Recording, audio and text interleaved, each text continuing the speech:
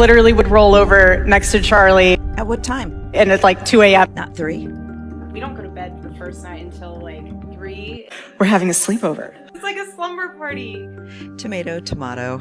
Like, this is really cool. I have a sleepover for the rest of my life. With who? With my best friend.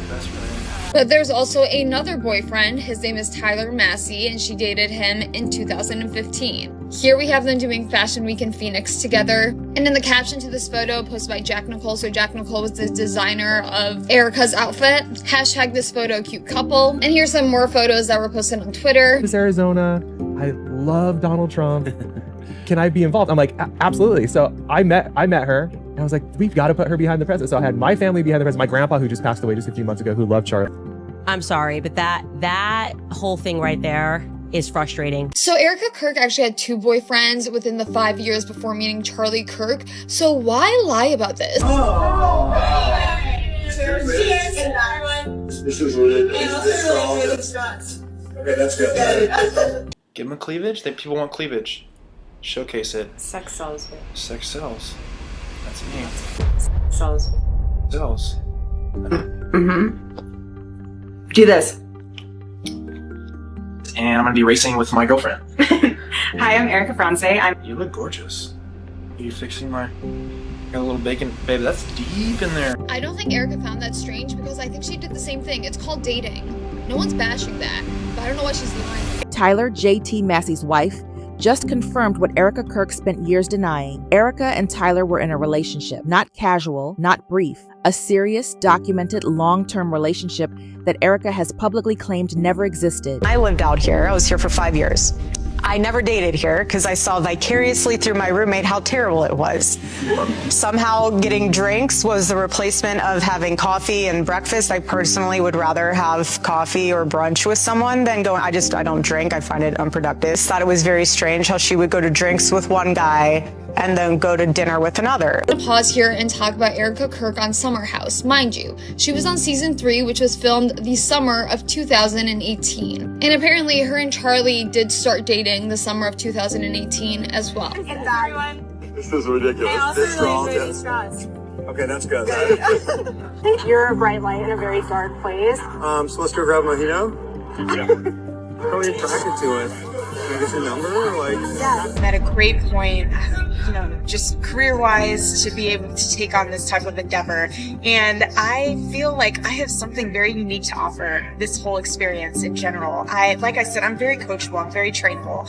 And I'm the type of person that I don't need all the time in the world to get ready. And this confirmation didn't come from a gossip account or a conspiracy theorist. It came from the woman who married the man Erika was allegedly engaged to before Charlie Kirk was ever in the picture. There are certain people who, when they finally decide to speak, you know immediately that the story just changed. Tyler JT Massy's wife is one of those people. She didn't build a platform, she didn't launch a media campaign, she didn't even seem like she wanted the attention. But when the questions about Erika Kirk's past started circulating again, when the timeline stopped adding up and the denials became too loud, she made a choice. She broke her silence. And when she did, she didn't speculate. She didn't guess. She stated facts.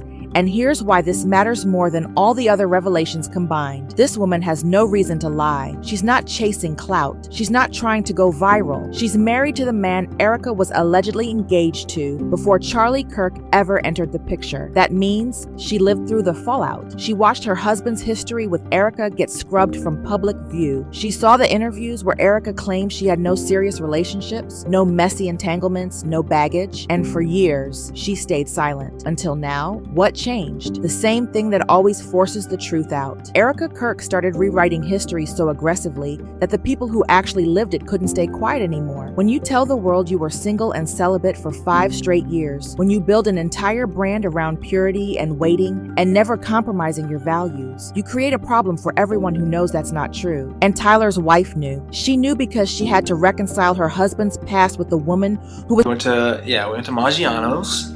I picked her up. It was raining. It was. Kind of different night in Arizona, and picked her up at her house and later met her mom on the first night.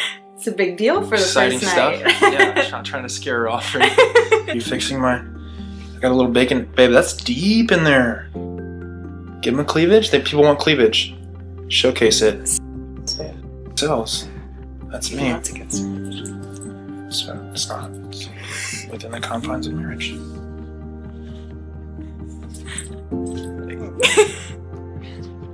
We need What? We're checking the light? Oh, chaos. Organized. We cook a lot together We do and cook dance in the together. kitchen. I like to eat. And he sings to me because he's an incredible singer. I love music. I love when, singing to when I'm away, he serenades me. He'll send me videos. Just a little something. I've lived in China.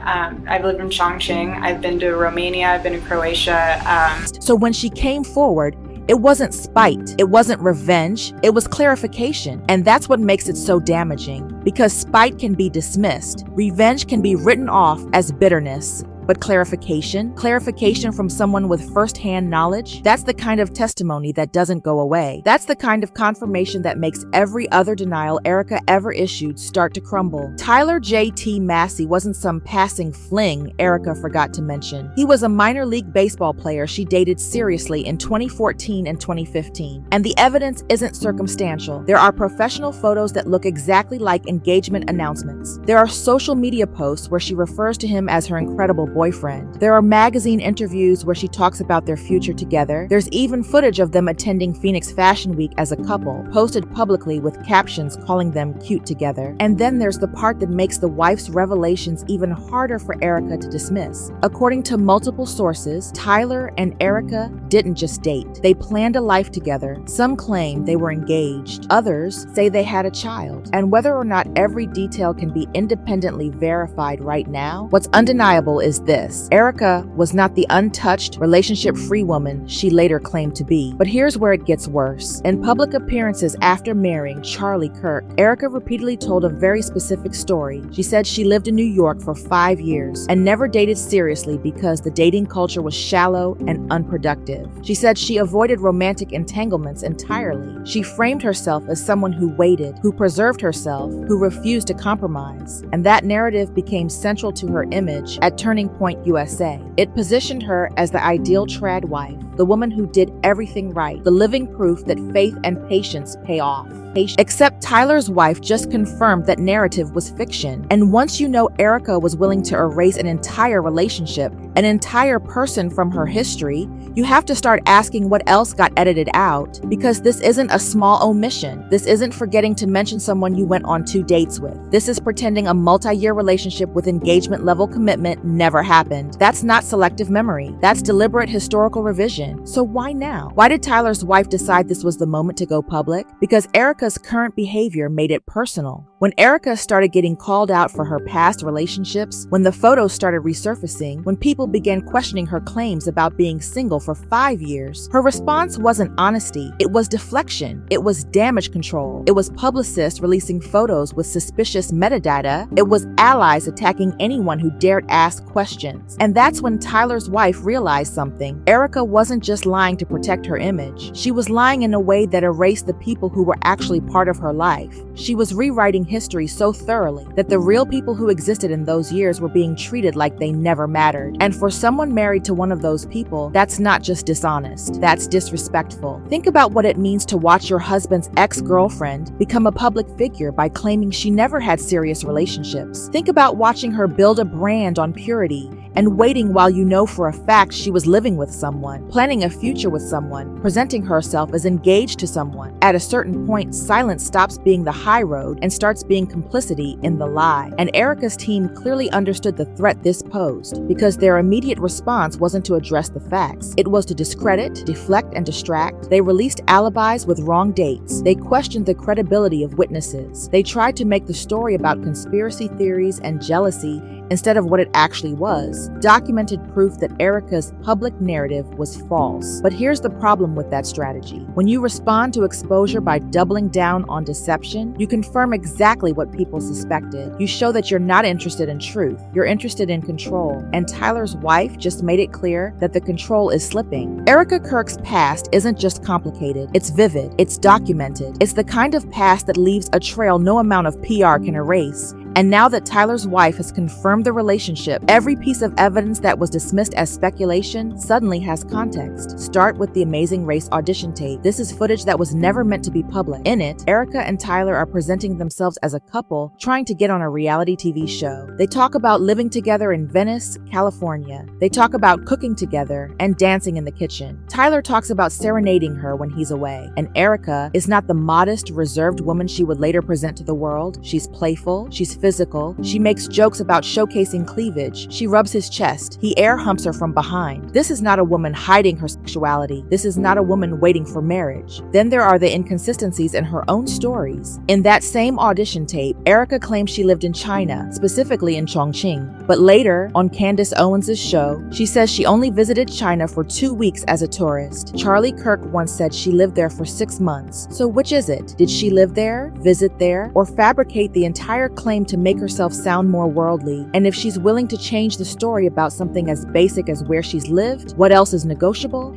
And then there's the Puerto Rico claim, the cohabitation in California, the timeline that doesn't align with being single in New York since 2013. These aren't minor details. These are foundational elements of the biography Erika sold to the public, and every single one of them contradicts the others. What Tyler's wife did by confirming the relationship is this. She gave us the Rosetta Stone. Now, all those fragments of evidence aren't random anomalies. They're pieces of a pattern of someone who changes her story depending on who's listening, a pattern of someone who erases the parts of her past that don't fit the image she's currently selling, a pattern of someone whose public identity is built on selective amnesia. Here's the part that should make Erika Kirk nervous. Tyler's wife didn't just confirm the relationship existed. She opened a door she doesn't have to walk through yet, because if she's married to Tyler JT Massy, that means she has access to things the public doesn't. Private conversations, text messages, maybe even communications between Tyler and Erika that extended far beyond the timeline Erika wants people to believe. Think about what that means. If the relationship was as serious as the evidence suggests, if there was an engagement, if there was cohabitation, if there were future plans, then there are records, there are digital footprints, there are people who were at dinners, at events, at private moments, who can corroborate timelines that Erika has tried to erase. And Tyler's wife just signaled that she's willing to share what she knows. Not all at once, not in a theatrical public meltdown, but methodically, factually, in a way that's far more dangerous than any viral accusation could ever be. Because facts don't fade. Facts don't get dismissed as gossip. Facts force responses. And every response Erika gives creates another opportunity for contradiction. So the real question isn't just what Tyler's wife has already revealed. It's what she's still holding. Because if the relationship was as significant as it appears, if Erika's revisionism is as extensive as the evidence suggests, then we're not looking at the end of the story. We're looking at the beginning of a much larger unraveling. Erika Kirk built an empire on a curated past. She presented herself as the woman who did everything right, who waited, who never compromised. And now, the wife of the man she allegedly planned to marry is on the record saying that image is fiction. And the more Erika tries to bury that truth, the more people who lived through it are going to refuse to let it stay buried. The colors are showing, and no amount of damage control is going to bleach them out now.